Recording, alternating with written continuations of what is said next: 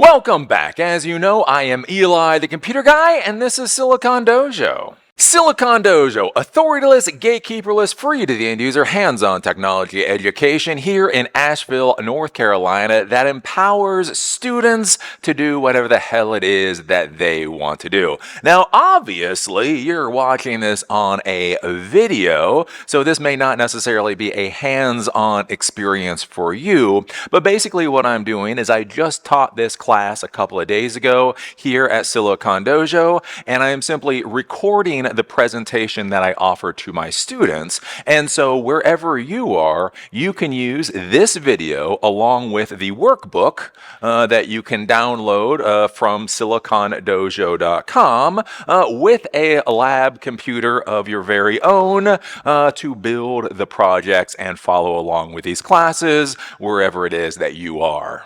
Now, I do want to emphasize that we use a train-the-trainer model here at Silicon Dojo. What does that mean? What that means is all of the education that we're providing here, we are trying to provide this so that our students can learn the material and that they can then go and teach whoever it is that they want to teach. So a very valuable thing for me is to learn how many of my viewers are basically all over the world and in all kinds of different life circumstances. I literally ran into one of my viewers here in Asheville, North Carolina, and he told me, he said, Eli, I am from a village in Africa that literally did not have internet connection. I used to walk to a village that had internet connection, download your YouTube videos, go back to my village to watch your videos, and now he's at university in Cincinnati here in the United States, right? That is an absolutely amazing thing. What I'm hoping for with Silicon Dojo is that the people watching these videos at home or my students that are here in the class,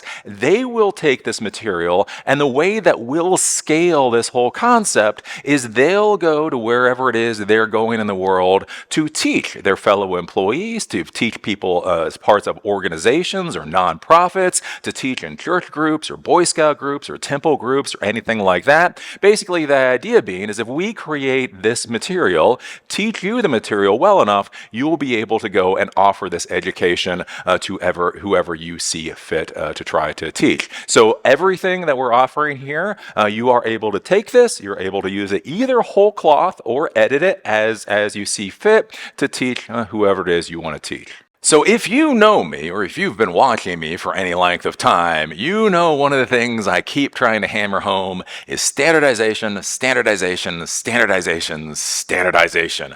Basically, I'm the type of person I want everybody on the exact same system so that if there is a problem, I know exactly how to fix that issue. An interesting thing, so all of our classes right now, we use Python. Python is built into Mac OS, Python is built into Windows, it's also built into Ubuntu, but how it's built into these different platforms is slightly different, right? In order to use tKinter on Ubuntu, you actually have to install that separately, whereas if you're using Mac OS or Windows, tKinter, the GUI framework, is actually already built in, right? One of the big problems you have when you go out there and you're trying to teach people technology is when there's a problem, many times you don't know if the problem is whatever it is that they're supposed to be working on. Did they mess up the lab? Or is it a hardware problem? Or is it a software problem? Or is it an operating system problem? Or is it a permissions problem? Or is it any number of other problems out there, right? That is just an absolute disaster. As I tell my students, I barely get paid to teach them. I sure as hell don't get paid to troubleshoot their crap. So, that being said, that's why we have standardized on the 2012 MacBook Pro models. We have bought these from Backmarket. I am not an affiliate of Backmarket. They have not given me a dime, but they're a great place. They're kind of like an auction place for all kinds of different Electronics, and they sell a lot of Mac equipment on there. Basically, the Apple MacBook Pro 13.3 inch 2012 edition. If you go to backmarket.com, you can generally get these for about $150, sometimes all the way down to $130. Basically, what we do is we then take these. We get a $30 SanDisk solid state drive from Amazon. We slap that SanDisk solid state drive in. We install the latest version of Ubuntu, and away we go. One of the reasons we've gone with the 2012 models is they still have the built-in wired Cat5 network card. So if you're going to be building servers, something with a command line operating system, not a GUI, that makes life a lot easier if you're going to be doing networking. And also with the 2012 versions, the webcam, the driver works by default with Ubuntu. So I've installed Ubuntu onto many generations of Macs at this point in time. And for whatever reason, the webcam works by default when you install onto the 2012 MacBook Pro, whereas the other versions like the 2013 MacBook Pro and so on and so forth, you have to go in and you actually have to do some additional work in order to get the webcam to work properly. And so I just find that these 2012 MacBook Pros are just absolute champs. So this is what we buy. We put Ubuntu onto it and away we go. For the work that we're doing today, you shouldn't run into any problems if you use something else. Shouldn't. Now, I do want to take a second to get a little advertising in here. So with Silicon Dojo, one of the things that we're doing is we've started a new fireside chat series. So our students are coming into class and they're learning functions and API calls and JSON and all that kind of stuff. But there is a big difference between understanding how to technically do technology work and actually understanding how the business works, right?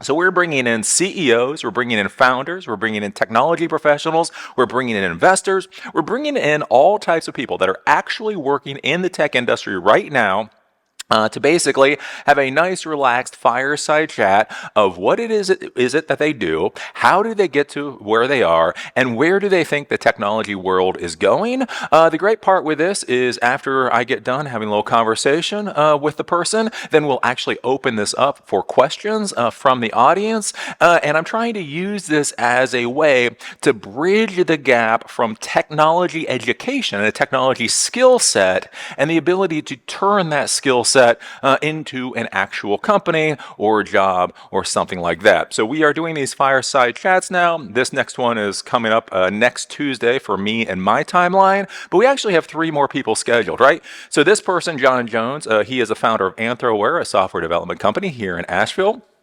Next month, we are having the founder of a platform, a remote management service, software as a service platform called Level.io. That's also here in Asheville, North Carolina. And then the month after that, we already have an agreement for the CEO or the head of an ISP, so an internet service provider.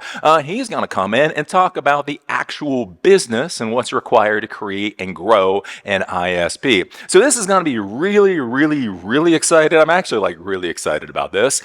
So if you're in, our area, or if you want to fly into our area, people do actually do that. I just want to let you folks know this is going to be happening. And hopefully you did not skip over this entire first section so that I can beg you for a little bit of money. Do remember, Silicon Dojo is free to the end user. That does not mean it is actually free. All of this stuff costs money. 2012 MacBook Pros are cheap, but when you buy them by the dozen, it gets to be a little bit expensive. Rent's expensive, doing these videos is expensive, doing fireside chats is expensive, the whole 9 yards. Basically, we want people to be able to come here and be able to access education without having to swipe that credit card, because for any number of reasons, people might not be able to swipe that credit card. In order to be able to do that, we do need your support. So when I say we work for tips, yeah, that's no joke. This whole thing is funded by tips. If we get enough tips, we're going to keep going for a long time. If not, well, the piggy bank will run out at some point. So if you like what I'm doing with this whole idea, and especially if you find these videos to be very valuable, please look. There should be a link down below for Donor Box or whoever it is we're currently using for crowdfunding. Please click on that link. Throw a couple of dollars in every month. Like when I say it matters, like it really like literally matters. Now, before we jump into this class, I just want to give you a couple of teacher notes, right? So as I'm coming every week and teaching these classes at Silicon Dojo, there are a lot of skills that I'm learning about trying to teach people and a lot of pitfalls that I'm running into, some of which I'm not necessarily sure what the hell to do with. So the first warning that I will give you, the problem that I ran into, is I actually have a 2012 MacBook Pro sitting on my desk at home with Ubuntu on it, and I make sure that all the code that I write runs on that 2012 MacBook Pro at home to verify that there aren't any kind of weird issues, right? So I actually generally write my code. I have a new M2 MacBook Pro that's frankly, it's freaking awesome. Anyways, I write my code on that. I initially test it on that. And once I go through and I create the class, I then test it on that MacBook Pro at home to make sure that it works properly in Ubuntu, the resolution is proper, and all that kind of thing. The lesson that I'll warn you about is that computer on my desk has actually been on my desk with the current operating system for quite a few months at this point in time. And so I took the code that we're running today and I ran it on that, and it worked perfectly, and I went, great, this is going to be a great class tonight. And then I came in, and all the computers that I have in here, I generally wipe and reload them every couple of weeks to make sure they're clean and no kind of stupid issues. And what I didn't realize is that I hadn't installed a number of modules onto those particular computers. And so when you went through to do some of the stuff with tKinter and the pictures, it completely and utterly failed. The pillow module didn't work properly, and it was a bit of a disaster. Like literally 5 minutes before class began, I started having to troubleshoot these computers, figure out what was going on, and then literally run to 10 computers and run all of the commands to get them up and running properly. So just be careful about that.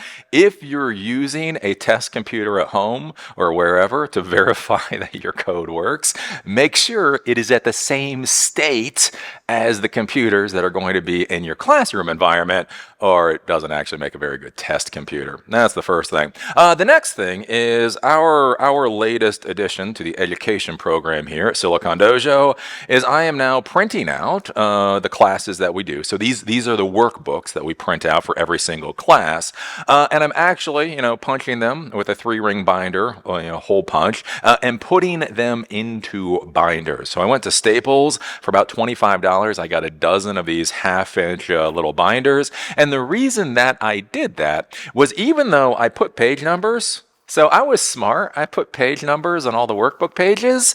Even though I did that, my students, if it wasn't in a binder, they were getting confused and they would literally mix up the papers. And when code runs from one sheet of paper over to another sheet of paper, sometimes they would have like page 5 right beside page 8. And so they were literally mixing up entire labs. So I just realized, $25 and a couple of minutes of time, and that will make life easier for my students and make me a little bit more sane. One of the warnings that I will give you, though, is, oh my golly, students are going to do what they're going to do, right? They're adults. They're adults. We can't stop them. I did have one of my students who quite literally then took the papers out of the 3-ring binder and then started screwing up his code. At which point, I had to look at the student and tell them, look, dude, I can only do so much.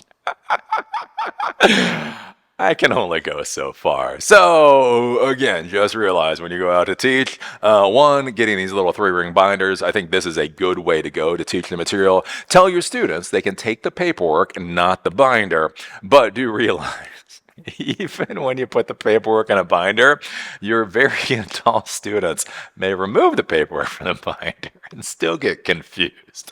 So anyways, those are the teacher's notes for today. Okay, are you ready for some nightmare fuel? We are going to be making pure nightmare fuel today. Let's just say Dall-E is very, very interesting from a technological point of view and very concerning from a practical point of view. But anyways, before we get into the class, I do want to talk about the setup and some other information. So if you're going to be running Dall-E, the first thing is, do remember we are going to be using the API, the Application Programming Interface, and so you are going to need to create an account for the API. When you create an account, as of now, what is it, May 2023, you get $18 in credit that you can spend over the first 3 months. So you shouldn't have to swipe your credit card quite yet, but depending on when you're watching this, you may. So in order to create the account, you go to platform.openai.com and you'll go through there and try to figure out where there's like a register for account. What I will tell you is they have 2 different sites. They have the site where you can interact with Dall-E through their platform. So there'll be a little prompt and there'll be a whole bunch of stuff that looks like a platform. If that's where you're at, that's not where you want to be. You want to be at the page where it just looks like god-awful, white paper documentation, API references, examples, that type of thing. That is what you're looking for. So you go to platform.openai.com, and it actually is 2 separate accounts that you create for the API or for their platform. Then we're going to go in and we're going to install what we need to install on our Ubuntu computers. So sudo apt install pip. This is the package installer program. So this allows us to install modules. That's an important thing. pip3 install OpenAI. So this is the OpenAI module that allows us to actually interact with OpenAI. Then you're going to need to install Pillow. Right. So I don't know. If you're on a Mac or a Windows computer, this might be all you need to do. If you're on Ubuntu, we'll talk about that in a second. Then you also need to install tKinter. So tKinter is that front-end graphical user interface framework that we use in order to create front ends. So for that, it's sudo apt install python3-tk. So sudo apt install pip if you need to, pip3 install OpenAI, pip3 install Pillow maybe, and sudo apt install python3-tk. That gets you tKinter. If you're on Ubuntu, at least the version of Ubuntu that I am running, whatever it is, again, the latest version as of May of 2023, you're going to want to run this nasty ass command to make sure that you get everything that you need for Pillow to work properly with tKinter. So sudo apt install, the normal way you install. They recommend you install Python 3. That'll probably just fail out, but put that there. Python 3-pill. This is actually for Pillow. Python 3-pill.image tk. So this is for dealing with the image with tKinter. lib jpeg-progs. This is for dealing with JPEG images. And lib image-exif tool-perl. This actually deals with modifying images and that type of thing. I thought I just had to run this command to make this project work on our Ubuntu systems. Ended up having to run this particular command. So anyways, again, if you're using Ubuntu, do that. As far as pricing is concerned, when you're dealing with Dall-E, do be careful. Dall-E actually costs you a little bit of money. So if you're dealing with ChatGPT and you're dealing with text, you can write books for like 50 cents, right? It's 750 words for 1 token. 1 token is a fifth of a cent. Fifth of a cent. When you're dealing with Dall-E, you have 3 different image sizes, 3 different resolutions: 256 by 256, 512 by 512, and 1024 by 1024. 256 by 256 will cost you 1.6 cents. 1.6 cents a piece. 512 by 512 will cost you 1.8 cents a piece, and 1024 by 1024 will cost you 2 pennies, 2 whole pennies a piece. This doesn't seem like a lot. Like, Eli, who cares? Take my pennies. I know. You're like, I got all the pennies, Eli.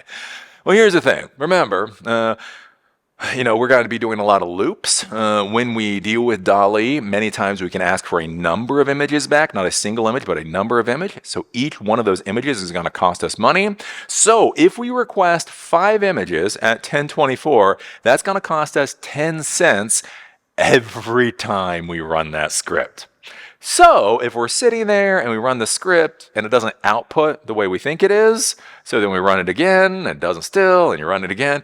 If you just sit there and start pressing the run button at 10 cents a pop, this can actually start to get a little bit pricey pretty quick. The bigger thing for you, if you're going to be a technology professional, is if you put this into some kind of quote unquote enterprise environment, if it's costing you 10 cents per run of this script, and you have thousands or tens of thousands of users hammering your platform per day, that can get bankruptcy inducing. So do make sure you understand how this pricing model works. Within OpenAI system, you can actually go in and you can set monthly limits. So for me, I set the monthly limit at $20. Definitely make sure to go in and set your monthly limit. Because if you did a while true loop or something, that could get absolutely brutal. Beyond that, image resolution. Again, image resolution within the Dall-E world is 256 by 256, 512 by 512, and 1024 by 1024. Those are the image sizes you can request and that you'll get back.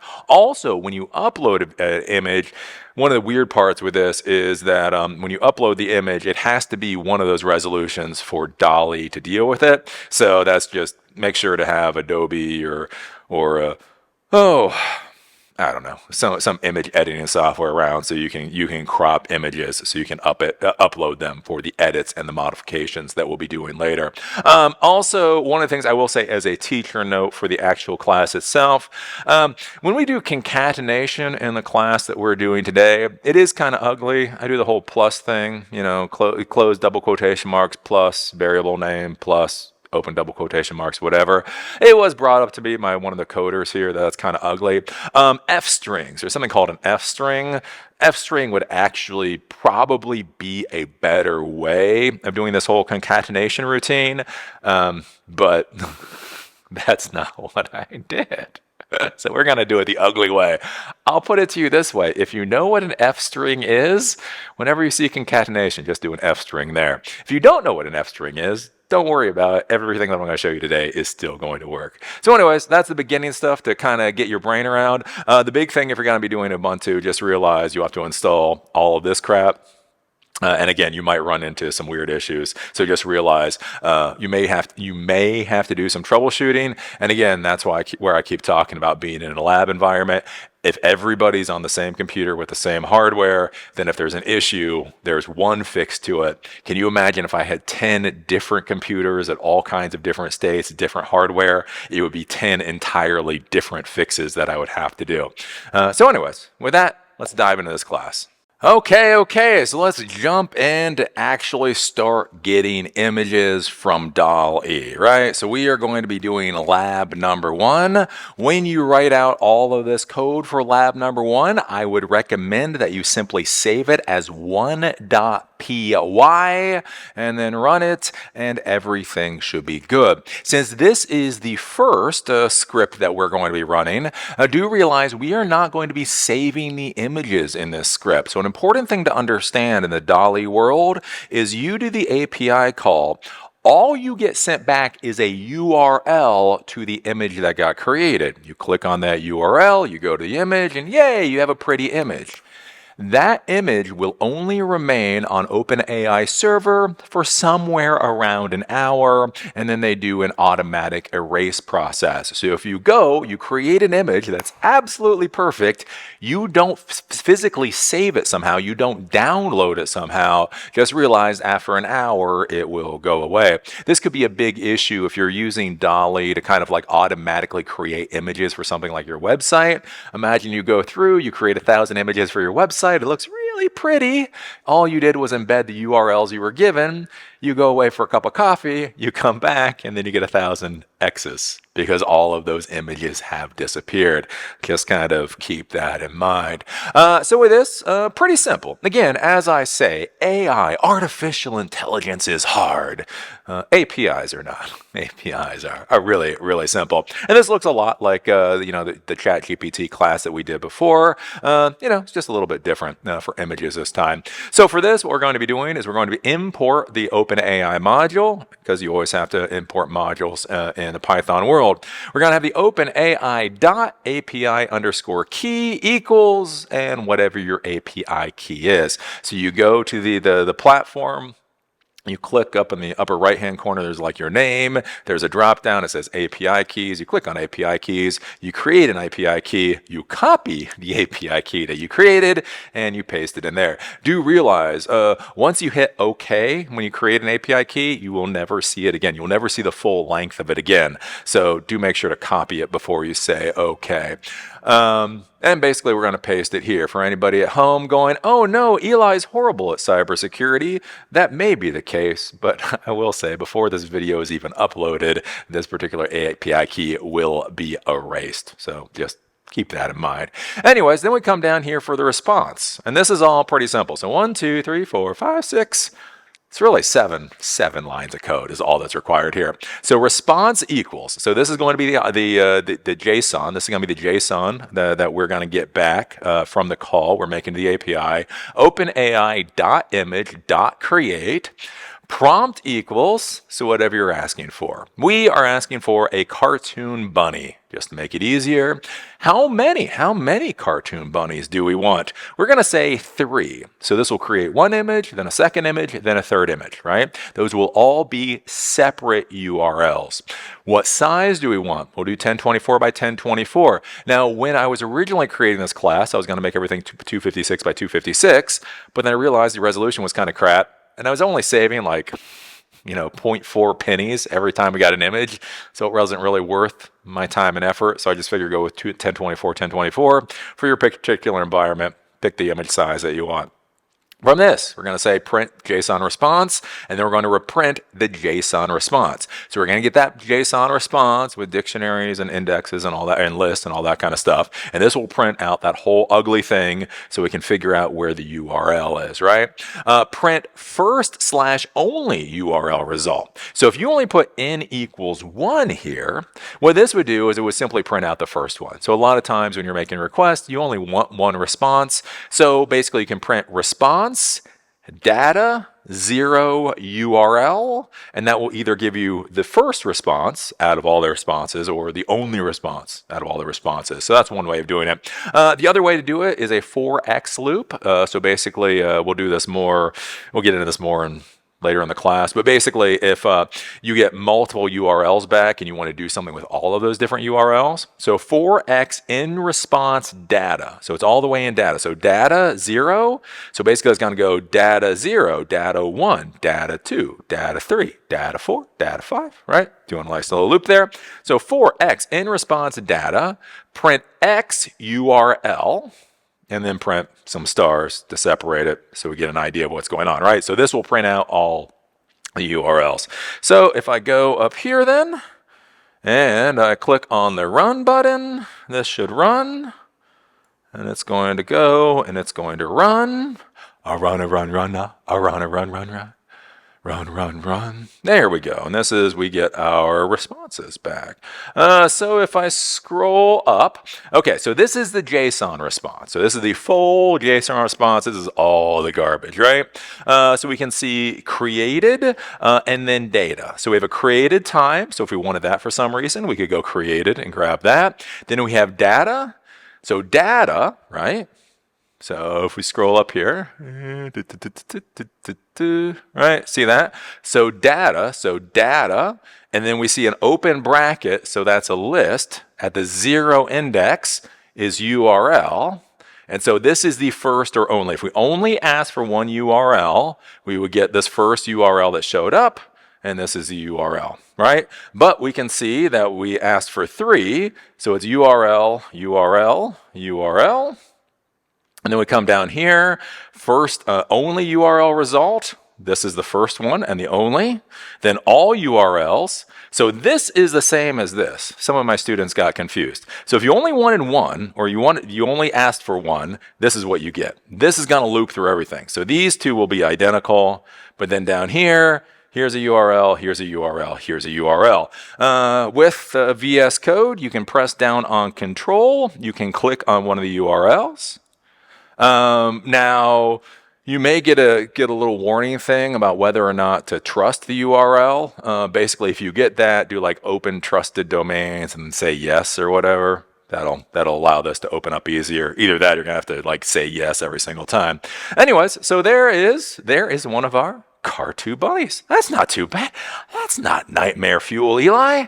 Okay, let's look at this one. This is another one. There's a cartoon bunny. So it did that for us. And let's do the final one. Dun, dun, dun. Oh, that's a cartoon bunny. Well, there you go. There you go. If you want to make sure all of your students have a very good night's sleep after you teach this class, plug in cartoon bunnies. Cartoon bunnies is the answer. So anyways, these cartoon bunnies were all automatically created. These are now up on OpenAI servers, and they will stay there for an hour-ish, right? From here, if you don't want to do any fancy code or anything, you should be able to just simply right-click, and then you can do Save Image As, and then you can save the image if you want to do it that way, right? That's a very simple way of doing it, but do realize one way or another, if you want to keep this, you are going to have to actually save it onto your computer, or it will go away. So that is the first example of how to give Dall-E a prompt, ask it for a certain number of responses in URLs, and again, either print out the first single URL or print out a number of them. So now lab number 2, this is going to teach you how to download those images. So we're going to use the urllib.request module, and basically with this, you have a URL retrieve function, and with that, you're going to be able to download the image and save it with whatever name that you're going to be creating. Now for this particular class, what I decided to do today is in order to create the names for the images, we're actually going to use a Unix timestamp. Now, to be clear, for any real coders out there, this may not be the best way of doing it. Why we're doing it this way is this gives us a unique name. Remember, every image has to have a unique name, or they'll either overwrite each other, or they won't get saved, or there'll be some kind of other problem like that. And later, it'll give us the ability to sort the images based off of some kind of sequential order, right? So by doing a timestamp, every second that goes by, that's a unique name for the image, and that's actually also something that you can use to sort the images when we deal with that later. So that is why we're using the timestamp. Down here, we're going to sleep for 1.5 seconds between each loop when we're downloading these images. And again, one of the reason that we're doing that is to make sure that a full second has passed before we basically save with it the new name. And again, this is horribly inefficient. This is not how you would do it in a production environment. But again, for me, one of the issues that I run into is how do I teach you without going into the rabbit hole of a whole bunch of other stuff, without a database data store, without some kind of other data store. How do we figure this out, right? So normally what you would do here is when you would save the images, you would also have a database. And in the database, what you would have is you would have the primary key, so essentially the record number for when the image got stored. You would have the image name. You would have the timestamp. You might have the prompt. Again, you can have as much as you want in that record. And then what would happen is in the future, when I would be doing a search or something for an image, I would actually query the database based off of whatever I cared about. The database would give a return, and then I would put all those image names into IMG SRC tags for HTML and turn it into a gallery that way. So that, my friends, is how you do it in the production environment. We're not in the production environment now, are we? So that's why we're doing this mess. Again, one of my students who is actually a professional coder, every time he saw this sleep 1.5 seconds, he like cringed. He's just physically cringed. I'm like, dude, it's a class. Again, it's a real issue, right? What is your environment? Design a solution for your environment. This environment is a class trying to teach you people this stuff. Anyways, okay, so with this, we're going to import OpenAI as we've done before. From time, we're going to import the time function and the sleep function. So that's going to give us what's required in order to give us unique names. Then we're going to import urllib.request. That doesn't have to be installed with pip or anything like that. And those are the modules. OpenAI API key equals. This is the API key. That will be deleted before this class is uploaded. Then down here, we're going to have the same response we had before. Response equals OpenAI.image.create. Prompt equals a cartoon bunny. Number equals 4. Size equals 1024 by 1024, which means every time I run the script, how much is it going to cost? 8 cents. It will cost me 8 cents every time I run this script. So, okay, so print all URLs. So I'm going to print some stuff here. I'm going to print a lot of things. And this is for troubleshooting. One of the big things when you're designing infrastructure is just realize you're going to mess up. Let me be clear, no matter how good you are, you're going to do something stupid. The reason we laugh at users is basically to put the attention onto the users. Don't focus on how we screwed things up. Focus on the dumb users. Anyways, so a big thing whenever you're going to be designing anything is to either put in fail points, so things fail in a way that you understand if there's an issue, or put in things like this, where this is going to print out to the command line so I verify what's going on. So this will simply print out all URLs. We're going to have this for loop. We're going to print out the URL that was pulled from OpenAI. We're going to pull the name that was created, and then we're going to do like a little dash. What this is going to do is this is going to prove to us that we actually got the URL. It's going to prove to us a name was actually created, so that we could then figure out what the issue is, right? Because that's the thing. Like, if you run this script and you do something stupid, let's say with this this request right here, you do UR1 instead of URL, right? If you do the print URL, it'll show you that that's a failure, and so you'll know, okay, I need to go and figure out what the URL issue is, right? Always make sure you design whatever project is for, again, either fail points so you understand why things failed, or with some of this information so you can get a better idea to troubleshoot your own, frankly, your own screw-ups. Anyways, so for 4x in response data, so data 0, data 1, data 2, data 3, data 4, name equals time. So the time function, this is going to go out and get the Unix timestamp. This is kind of weird. So we got to turn the name into an int. So basically int, whatever variable is, it'll turn it into an int. Then once it's an int, we can turn it into a string. So for concatenation, when you're going to be, concatenation is where you take a variable value and you suction cup on some text to it, one way or the other. It has to be a string in order to do that. So for this, we have to turn name into an int, and then that into a string, and then we do plus .png at the end. So it'll be the Unix timestamp .png. URL lib.request.url retrieve. So this is going to go out to a URL. The URL we're giving it is the URL that's coming from the response in data. So we asked for 4, so it's going to do that. And then we're going to feed it the name. So download this file, give it this name, and it's going to dump into your home directory. So one of these classes, just to make sure everybody knows, with Python, with a lot of the defaults, we're either opening files or saving files. It will default to your home directory, your user's home directory. So that's just what's going to happen here. Then we're going to print out the X URL. We're going to print out name. We're going to print out, whatever, star, and then we're going to sleep for 1.5 seconds. We're going to loop through so that we can download these 4 images. So if I click on run, hopefully this doesn't screw up. Okay, so we're down here and it's going through. Dun, dun, dun. Dun, dun, dun. Okay, all URLs. So it's printing out. So that's the first one, 1.5 seconds. Second one, 1.5 second. Third one, 1.5 second. Fourth one, and then we get our prompt back. So then what we can do is we can go to files. We go to files up here. This will then dump us into our home directory. And now look at that. We have 4 rabbit cartoons. So we have that rabbit cartoon and that rabbit cartoon and that rabbit cartoon and that rabbit cartoon. And then now, again, they've been downloaded, they've been saved as PNG files.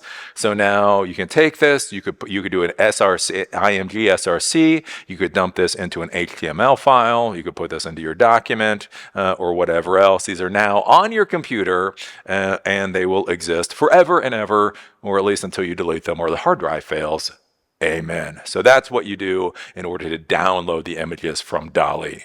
So for this next lab, we're actually going to create a kinda sorta useful product, right? Again, a big concept here at Silicon Dojo is that we should be building things that at least seem useful. At least they seem useful as quickly as possible to really concrete in why it is we're doing what we're doing and how this kind of technology can actually be used in the real world into the students' minds. If all you do is you show students a command line for 2 hours, I swear they're going to go home. They're going to be like, well, that was fun. And then they're never going to do it again. If you can start to show them some interesting things, at least one or two will go home and actually try to play around.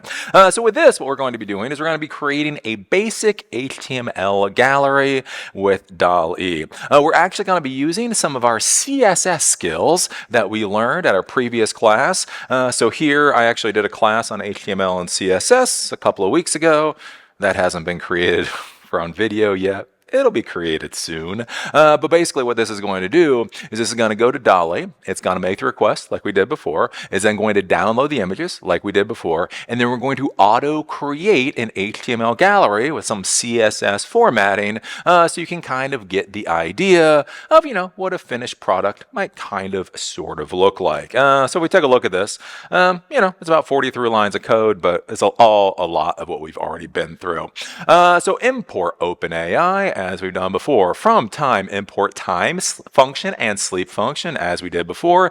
Import URL lib.request as we just did, and import OS. So OS is the module that allows us to interact with the operating system. We're going to use this to clear out the gallery.html file that we're creating each time, so we're not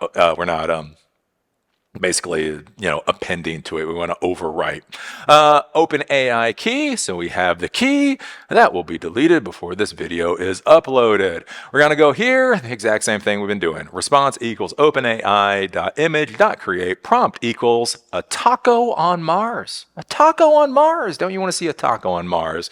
We're going to ask it for 3 tacos on Mars. I'm going to do size 256 by 256. Just for make my life easier, just to kind of show you how this works too, that type of thing. Then with that, what we're going to do is we're going to go down here, exactly what we did in the last lab, print all URLs. So troubleshooting routine, 4x in response data 0, data 1, data 2, data 3. Name equals time, we get the time back. Name equals int, name equals string, plus .png, gives us a nice little name there. URL lib request.url retrieve. We're going to go to X URL. We're going to download it, and we're going to name it with that timestamp we just gave it. We're then going to print X URL to make sure we're getting URLs. This is going to be in the command line screen. We're going to print the name, make sure we're getting the names properly. We're going to print stars, basically to separate through, make it a little easier to read. And then we're going to sleep for 1.5 seconds because I just like to irritate real coders. I like to look real coders in the eye and go, yeah, this is a crappy way of doing things. This is a garbage way, but I'm doing it anyway. You can't stop me. Anyways, have I told you people in the tech world might be a little bit passive aggressive? If you didn't realize this already, technology professionals, we a bit passive aggressive. Just telling you. Anyways, okay, now is where we're going to get to the interesting thing. So we're going to create an image list. So a list of all of the images in our home directory. So again, with Python, if you don't know at this point, if you don't state what directory it's going to, it's always going to go to your user home directory. So it's going to go there. We're going to create a list of the images there. So first we have to create a blank list so that it exists. For X in os.list directory. So basically what this is going to do is this is going to create a list of everything in the directory. If X, if whatever the item is, ends with .png, so basically if it's a PNG file, that's all we're dealing with today, img_list.append x. So basically this image list, we will add the file from the list directory into the image list if it ends with .png. So this is a useful couple lines of code for a lot of different things you could do if you're looking for text files or JPEG files or MP3 files, right? Anyways, then we're going to go down here. I'm just doing this to kind of show you a different way of deleting files. So one of the big things you have to think about when you're going to be creating, especially things like galleries, that type of thing, is that many times you have to delete the file that already exists before you create the new file, because you don't want to continuously append. So this is one way you can do it with OS. So try. So what this does, and this is whenever you're using OS commands, try except. So try to do something, and then if it doesn't work for some reason, do something else. So what we're going to say is try os.remove gallery. Now, why we're doing this is because the first time you run this script, gallery.html doesn't exist. So if you simply say os.remove gallery.html, it'll fail because it doesn't exist the first time, and then it's a whole bunch of stupidity. So what we say is try os.remove gallery.html, except, so if you can't do that, you simply put in pass. Pass means just keep going, right? You could put in something else there if you wanted to. So that's what we're doing, just to remove gallery.html. Then what we're doing here is file equals open gallery.html for append. This we're going to do append because we're going to be going through this a for x loop. Then the first thing that we need to do is we need to write some CSS into this file, right? So we're going to do file.write style, and we're going to say img:hover. So if you're hovering over an image, I want you to transform it. I want you to basically double it in size, make it bigger, right? Gives you a little of that interactivity right there. img height, we want to make it 250 pixels by 250 pixels. The reason is we've downloaded other images, right? We just did the previous lab where we downloaded images. We're now downloading images. You may have images of different size. So by doing this image height of 250 by 250, that means we keep it to a 250 by 250 block. We don't have some 1024, some 512, some 250s, right? We just keep it at that size. Then we're going to go img list.sort reverse equals true. So what that means is the latest, the images you downloaded the most recently will be at the top of the list, and the older images will be down below. That's one of the reasons we're using that time code in order to create the names, right? It gives us something to work with there, so we're reversing that. Then for x in img list input equals img src equals single quotation marks, right? So that's for basically basically for the image name. Then you do double quotation marks to concatenate plus x, do the plus double quotation marks, single quotation marks, and then the little arrow thing, and then /n. So this is actually for text editing, so we can actually go through and take a look at the text formatting. Then we're going to do file.write input. So we're going to write this input in. We're going to do that for the loop, and then when we're done, file.close is going to be out of the loop. And so this is what's going to give us our nice little gallery. So if I go and I click on this, this will have it run. A run. All URLs, gives me the first URL, gives me the second URL, gives me the third URL. Yep, okay, so we got that. Then now I can go up to files. I can then go and look at this, brand new. We have a gallery file created, sent. It is .html. If I double click on it, it will automatically be opened by Firefox. And then here, yeah, we have some weird stuff going on. Anyways, so these three pictures will be used later. They'll be used later. But so here we have a taco on Mars. We have a taco on Mars. And we have a taco on Mars. Look at that. It's got a little Martian vehicle. It's a taco with a Martian vehicle. Isn't that cool? I don't know, it's like a taco with a duck. So anyways, there you go. One of the things you might notice, I don't know if you can tell, and through this camera, but so this is a 1024 by 1024 image, and if you look at this 1024 by 1024 image, you'll notice these images are not pixelated at all. Those look pretty nice. Whereas the 256 by 256 images, when you increase those in size, you can see that those are pretty pixelated. So that's just, again, something to keep in mind where it depends on what you're doing. If all you're doing is creating thumbnails, or you're creating like little logos or something, 256 by 256 might be fine. If you're actually going to blow it up to a pretty big size, having this kind of pixelation might run into a problem. So anyways, so this is basically how you can just automatically create a gallery. Again, with this particular project, it's grabbing all the PNG files within the folder. These 3 images up here, they're going to be used later for a different lab. And so this isn't the perfect, it's not a perfect project, but it does start to show you how all this stuff kind of works together.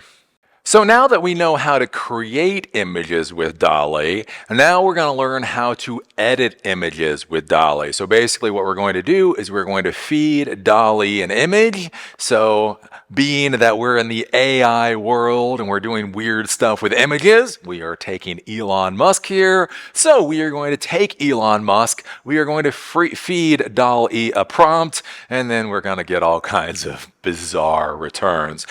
Now with this, you'll notice we're actually in my Mac right now. The important thing with this particular project is that you need to have, so basically the image size has to be 256 by 256, 512 by 512, or 1024 by 1024, as I talked about. It will only accept those images.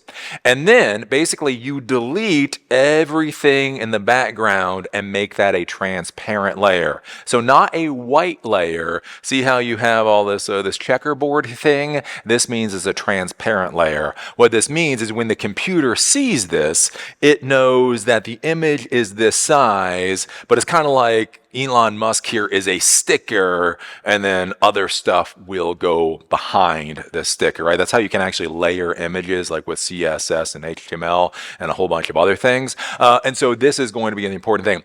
If you feed Dall-E an image without any transparency, it'll get weird. Either it will appear not to modify anything because there's no transparency, so you can't see through the image, or it'll just cover the entire image, and that's its own pain in the butt. So the big thing here is make sure, give it an image, and then all the area that you want to be modified, make sure that area has been deleted, and that this has been saved so that it's a transparent .png file. That's going to be the big thing here. Now, once you have that PNG file with the transparency, then as always, we just got a couple lines of code. Just a couple of lines of code to make this work. Import OpenAI as we do. OpenAI key is as it is, will be deleted before this video gets uploaded. Response equals, this is slightly different, OpenAI.image.createEdit, all right? That's a different function. Image now is going to equal open, so musk.png. So this file has to be in your home directory, just for this particular project, comma, openrb. So with RB, so normally when you open with R, so either R, W, or A. RB basically turns the image into bytes, which is something that's needed for OpenAI to do what it's going to do. So if you're going to be processing images, you might have to open them as RB. It's just kind of one of those things. Then we're going to give it a prompt. What is a prompt? At a taco stand on the moon. I mean, it's not Mars. It's not Mars. But you know Elon Musk, he promises Mars and only gets us to the moon. Only gets us to the moon. So we want him to have him a taco stand on the moon. Number, as we did before. So with this time, we're just going to do 1. Size equals 1024 by 1024. Then we have this whole 4x thing. So again, this could be 1, this could be 10, whatever else. We're just doing 1. 4x in response data, print x URL. So this is just going to print down here. We're not saving this file. We're not turning it into a gallery or anything else. And that's it. So basically with that, we can run this. And okay, come on. What kind of nifty, neat image are we going to get from OpenAI here? It's taking a second. taking a second. So if you downloaded the workbook and everything off of Silicon Dojo, this musk.png file should be within the code samples that you downloaded, so you don't necessarily have to make your own. Okay, so now we have this URL. I can hit Control, I can click on it, and there we go.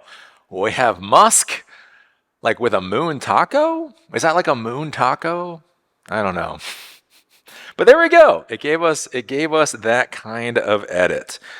We can run this thing again, just out of curiosity. This is where Dall-E gets a little dangerous.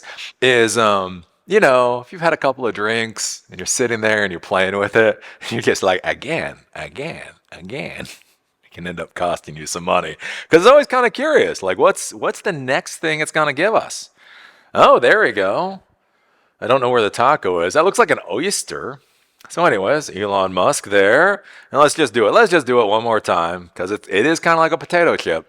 Dall-E is a lot like a potato chip. You're just always like, oh, what's the next one going to be? Give me something cool. Give me something cool to wrap up this particular lab. And again, it's not fast. Okay, there we go. And we're going to hit Control, and we're going to open it up. And yeah, okay, we're going to get that. I felt like we were doing better with the cartoon bunnies. I feel like the cartoon bunnies is the way to go. Once you start doing anything other than cartoon bunnies, it gets a bit weird. So anyways, there we are. These are the edits. There's Elon Musk with a taco moon. There's Elon Musk with an oyster moon. And there's Elon Musk with whatever that is. And that's literally all it takes for Dall-E to edit your images. So now we get to lab number 5, and this is where we're going to create a little GUI app. Again, we're really trying to get our students to start building things that look like apps as quickly as possible. Make them feel like they're building something real. Again, the most sophisticated command line stuff in the world, they're going to think is from the 1980s. Some goofy ass crap with a couple of buttons on it. They're going to be like, ooh, this is modern, right? So anyways, with this, we're going to be using tKinter to actually create a little app for being able to create images using Dall-E. So just to show you what we're doing before we get into it, I'm going to click the run button here for project number 5. It's going to run, and then it gives us our Dall-E app, right? So this is our app. It's going to have a little prompt here. So this prompt is for what kind of image do we want. And so I'm going to say a beaver with a taco, because of course you want a beaver with a taco. And then you're going to hit submit. And dun dun dun. It's ridiculous how slow AI is. I tell you, AI back in my day. Anyways, there we go. It's not too bad. That's not too bad. You got a beaver and you got something I guess looks like a taco. And it's trying to eat the thing that kind of sort of looks like a taco. Once we've created our beaver and taco image, we have the prompt down here, or the request. So again, one big thing to think about whenever you're creating apps is make sure you give back the user everything they need. So when they're looking at this, and they're like, what the hell did I ask for? They go, oh, a beaver with a taco. Cool. And this is actually also going to download the image so that we can save the image automatically. I would recommend, if you're creating these kind of apps, just automatically download that image. Maybe come up with a cleanup process later, so therefore you're not losing things randomly, right? But anyway, so this is automatically downloading it, and it gives us our image name for this right there. If I then wanted a different image, I could say a cow with a taco. Because the beaver was so cute, we can then hit submit, and then should replace, hopefully we'll replace the beaver with a cow with a taco. There we go. There's a cow with a taco. If AI didn't disturb you before, It will disturb you by the end of this particular class. So anyways, with that, let's kind of go and start looking at what we coded here. So we're now using tKinter. tKinter is a framework that gives us that graphical user interface. From tKinter, import all. So we're just going to import all here, make life easier. From pill, this is from pillow. So remember that whole nasty thing that we had to download right before for Ubuntu? This is one of the reasons. Import image and import image tk. Import URL lib.request to be able to download the image. From time, import time. Since we're only getting one image, we don't need sleep. We only need the time function for the name. And then import OpenAI. So OpenAI is, of course, the module to make all this work. We then have our API key, and then we go into the tKinter stuff. So window equals tk. So this is creating our window object. Window.geometry is going to be 600 by 600. Window.title is going to be Dall-E app. Then we're just going to go down here for a second. Label image. So what we're going to do is we're actually using a label widget to insert the image. So we're going to have label image in a label window. So this is label function. It's going to be in window. Label image.pack. So we're going to do that separately because we're going to be modifying that label. Label underscore request equals label window, label request.pack. So this is going to be the request that we sent so we can see it. Make sure we know what we're talking about. Label underscore name equals label in window. We're going to pack it. ENT equals the entry box. We're going to pack it. Button equals button submit is window. Text equals submit, command equals Dall-E, pack, right? So we're going to pack it. We're going to pack it in line because we're not modifying the button at all. Then button exit. In order to exit, get out of the app. And then, of course, if it's not working for you, window.main loop. Make sure your window.main loop is in there. When I saw students having issues with this particular project, when things didn't work, they either forgot the main loop or they didn't come back. They didn't kill their indent. So basically with this function, right? So we're going to have this Dall-E function. And so under the function, you get tabbed in. And then once the function's done, you tab back out again, right? So everything in the function is tabbed in. Once you're done with the function, you tab out. One of the issues that I saw with some of my students is they tabbed in and then they kept writing and that tabbed in even when they were done with the function. So something to keep in mind. Anyways, from here, then we're just going to go and we're going to do this. So this is the function that we're dealing with. It's actually pretty simple. So request equals the entry box dot get. So that entry box we have, get whatever is in that entry box. Int dot delete from 0 to end. So then delete everything in the entry box so that the user knows that it's been deleted. They don't resubmit the exact same request, that type of deal.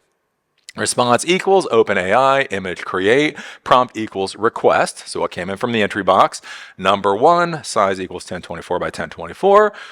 You should be able to do this in your sleep by about now. Then response equals, since we're only getting one, response equals response at data at 0 at URL. So that's going to give us the URL we're looking for. Name equals time as we did before, not name into int.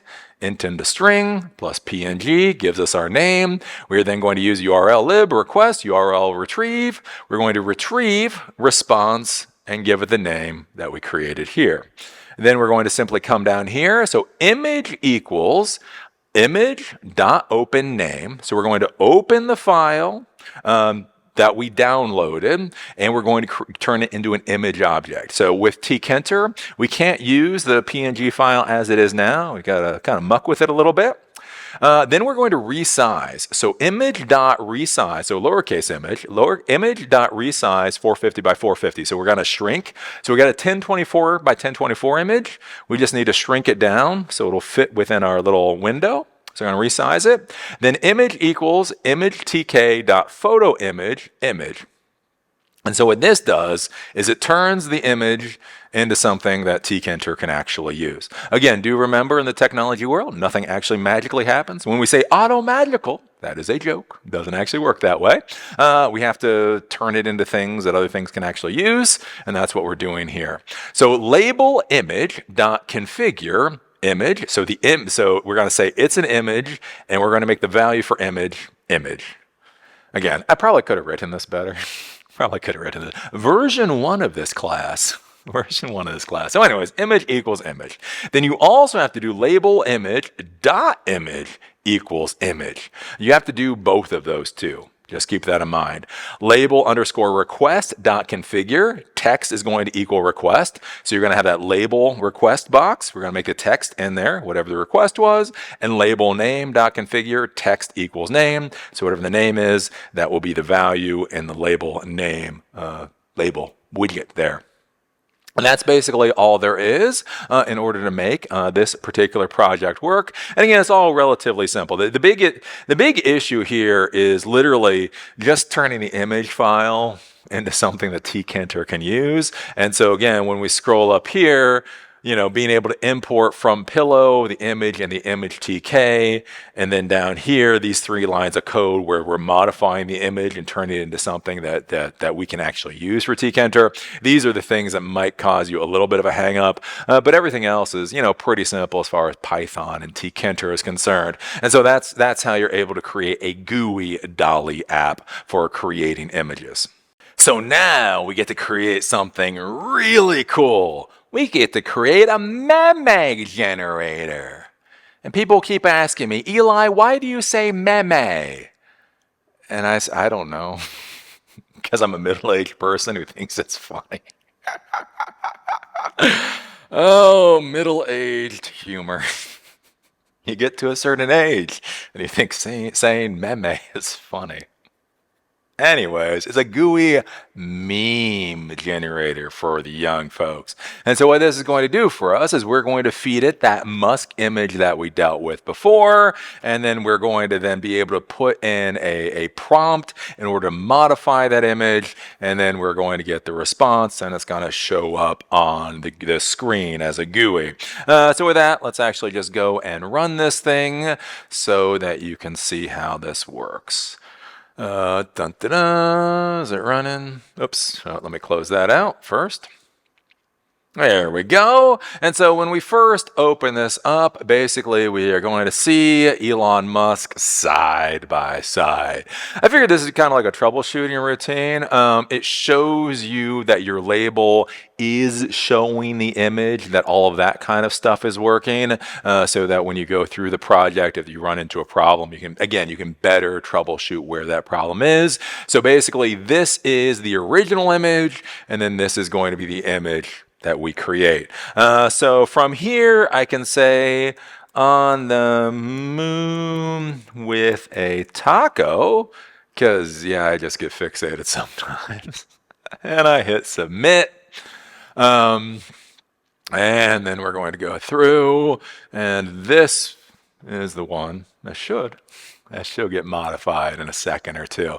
When you see the submit button in and when you see the cursor not blinking, that's how you know it's processing. So there we go. So we have the original here, and then we have Elon Musk with this kind of galactic scape with something that looks like a taco. I could say with a goat on the moon, and then I hit submit.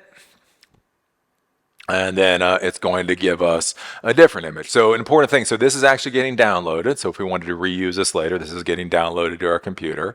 And so you could go through here and just, again, if you're just trying to find memes, memes, as the old folks say, you know.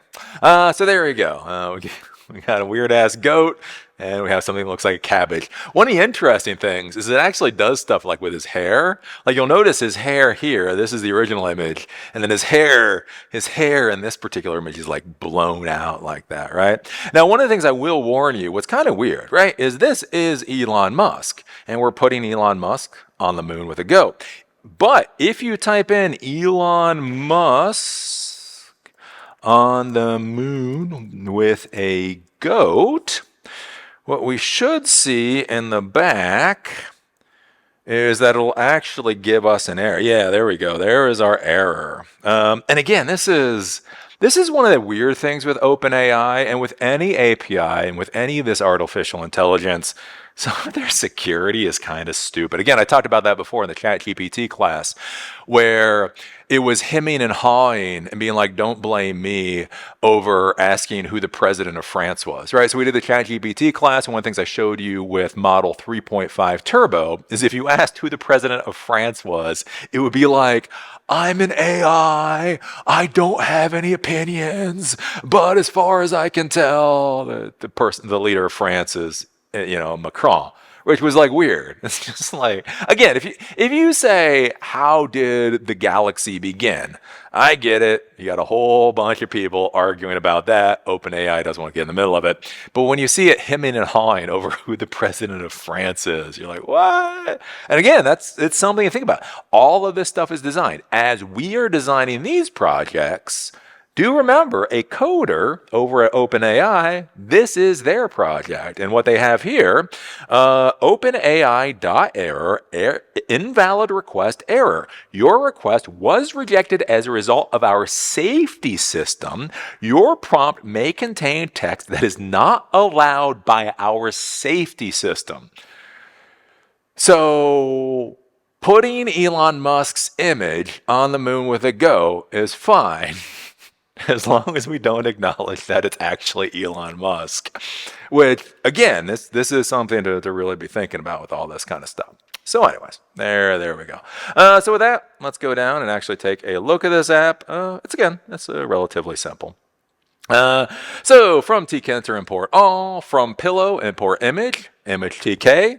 Again, if you're just coming into class right now, this is that whole mess right in the beginning. That couple lines of code I told you to dump into Ubuntu. Make sure you do that. Import URL lib.request. From time, import OpenAI.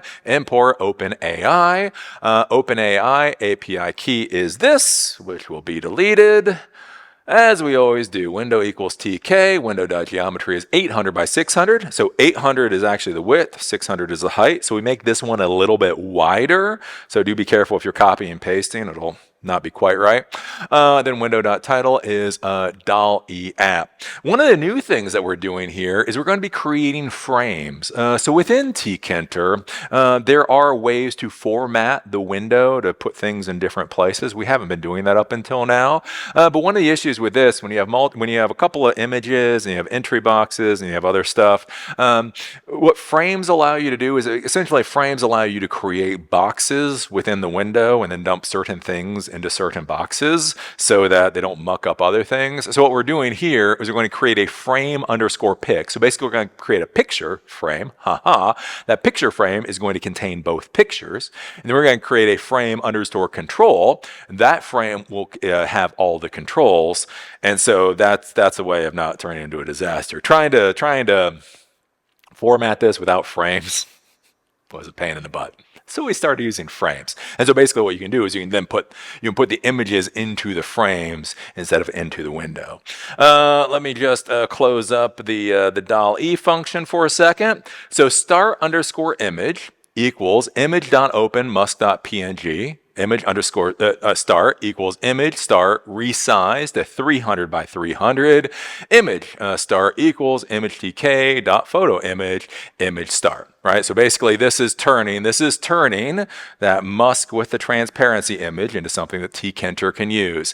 Label underscore image equals label frame pic, so not window, frame pic, and then image equals image start. So when this first runs, the left-hand image it's going to stay is that image start.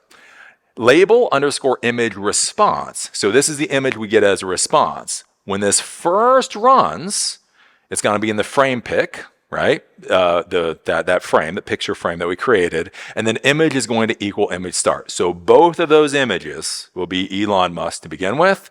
When we pack, we're going to do side equals left and side equals left. So basically, when you pack, you can actually say where the widget is supposed to be. Should it be to the left? Should it be to the right? We're going to pack both of these to the left. So we pack this one to the left first, and then we pack the second one to the left, and so it kind of all just bunches them up together, right? Pretty easy. And then we're going to have label request. So whatever request that we're sending, that's going to be in frame control, and then we're going to pack it. Label name, so the name of the image that's being downloaded, that's going to be into frame control. The entry box is going to be in frame control. We're then going to pack that and make it side equals bottom. So we're going to make it on the bottom of that particular frame. We're going to have the submit button. That's going to be just within window. So it's going to be at the bottom. Text equals submit. Command equals Dall-E and pack. So when we click on the submit button, it's going to run Dall-E. Button exit. That's going to be in window. So that'll be at the bottom. Text equals exit. Command equals window.destroy. Packet 2. And then window main loop. Do make sure you don't forget about the window main loop. And so basically that's what gives us all of this. So this is the frame pick. This is the frame control, and then this is just within the window, right? And so that's one of the ways you can edit this stuff so it shows up a little more decently. We'll probably have a class on how to format in tKinter. Yeah, once we get there. Okay, then let's go up here. Let's then open up the function for Dall-E. And it's pretty simple.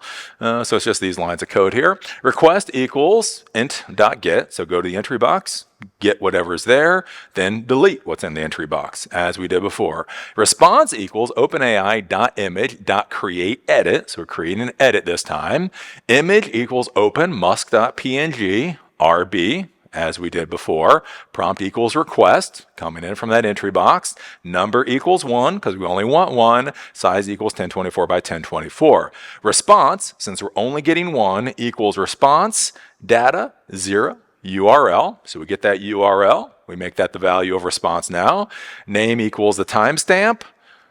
Name timestamp, we turn it into an integer, we turn it into a string, we add PNG to the end, URL lib request, retrieve, we go up, we grab the file from the URL that's in response, and then we give it the name we created with that timestamp. Then we come down here, image equals image open name, so that image that we just created, we're then going to resize that image to 300 by 300. Then for that image, image tk.photo image. Then what we're going to do is we're going to do label image response. So the response, that right-hand side image, we're going to make that, configure it, image equals image. And then label image response, period image equals image. And then label request.configure, the text is going to be the request. Label name.configure, text is going to be the name. And so if we take a look at this, basically, right, so we get the name comes in, we're going to open it up, that's the image, we're going to resize it to 300 as the image, we're going to use image tk.photo image as the image, and then we're going to dump that image that we've created into the image response, and that is what puts us here on the right-hand side. Then, of course, down here with the label request.configure text. So this is where we see the label request, and the label name.configure equals text, and that's where we see the name of the image. And so that's basically how we create this little GUI MeME creator so that we can make fun of Elon Musk. Our Lord and Savior, Elon Musk, who may not get us to Mars, but maybe will get us to the moon. On the moon with, I don't know, what should it be on the moon with? He needs a dog, with a dog. Maybe if he had a dog, I don't know. Maybe that's all Elon Musk ever needed. If only he had gotten a dog as a kid, then we wouldn't have Tesla or SpaceX or any of the other stuff. So maybe Elon Musk shouldn't have a dog. Never mind, Elon Musk, you don't get a dog. Anyways, on the moon with a dog. Well, you have a moon, and I guess that's a dog. That's what Elon Musk gets. So the final lab that we're going to be doing is creating variations. So this can be useful if you kind of want to sidestep copyright. Basically, you take somebody else's picture, you dump it through Dall-E and ask for variations, and then it gets modified just enough to bypass the copyright censors. So for this particular project, we're going to feed it originally a pets file. So we're going to have this image, pets.png. We're going to request 5 variations of this from Dall-E, and then we're going to print this out onto an HTML web page. Let me show you how this works before we actually write the code. So I'm going to run this right here. It's going down here, and it is running. It is running.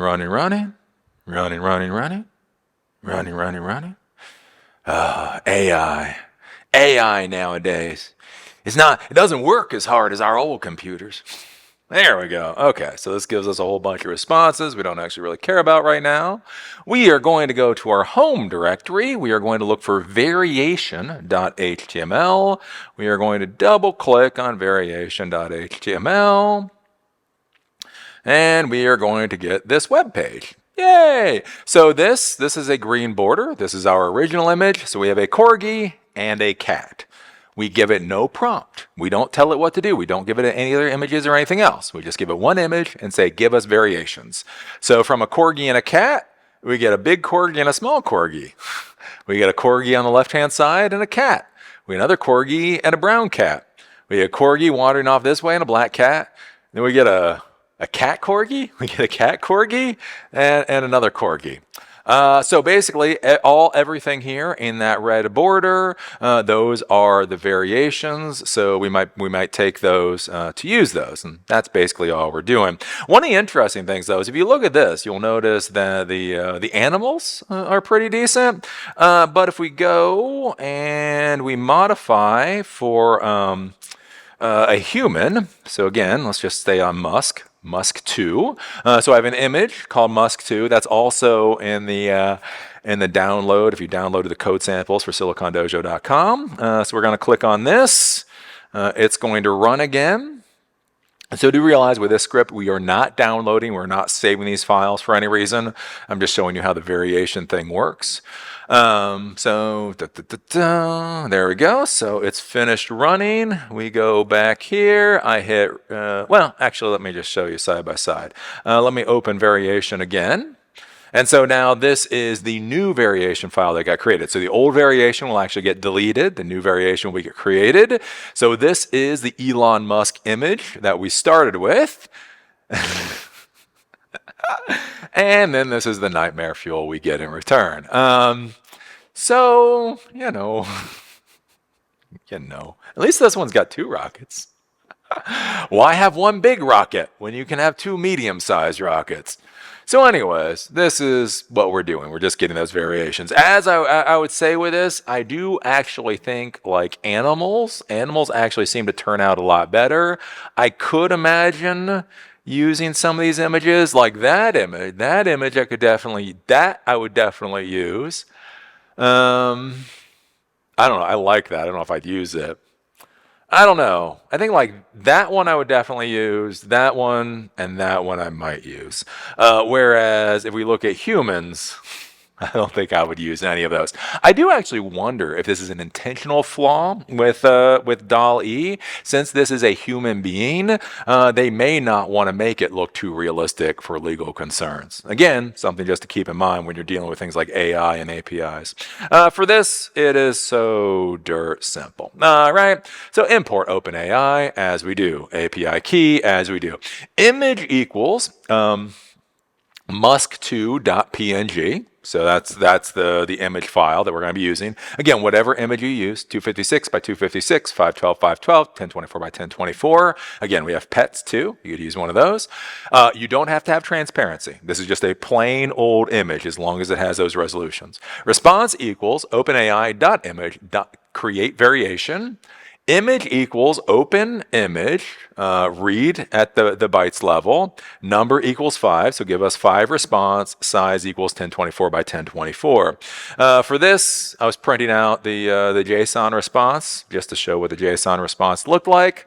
File equals open variation.html w, so this is going to overwrite the file.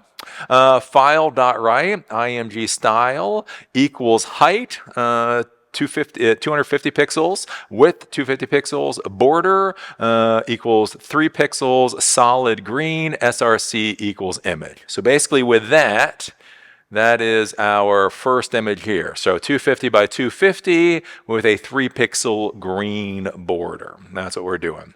So that's the first image. Then for X in response, all the additional images and data, 0, 1, 2, 3, file.write, img style, height 250 by 250, border 3 pixels, solid red, src xurl, and then we're going to print that out on the command line screen for troubleshooting, and then we're going to close the file. When we do that, this is what we get, and again, pretty simple. Looks good for critters, not so good for Elon Musk.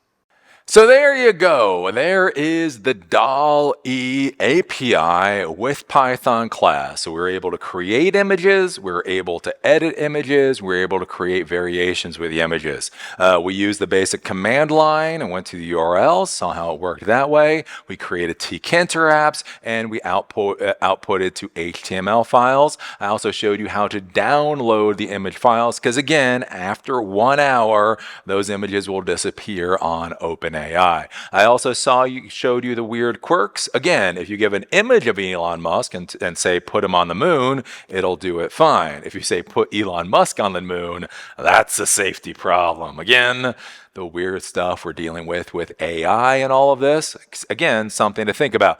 I talk about this a lot with, societal issues and political issues and technology. And so many times people tell me, Eli, stop talking about politics or society. We're here for technology. What I'm trying to show you with these APIs is politics and society and all of this go hand in hand with technology. Information technology, that we are a profession that makes communication easier. Communication is going to be, affected by laws, by regulations, by what's going on in the wider world. So understanding that when you design your apps and understanding how things may change rather quickly in the future is a very important thing for you.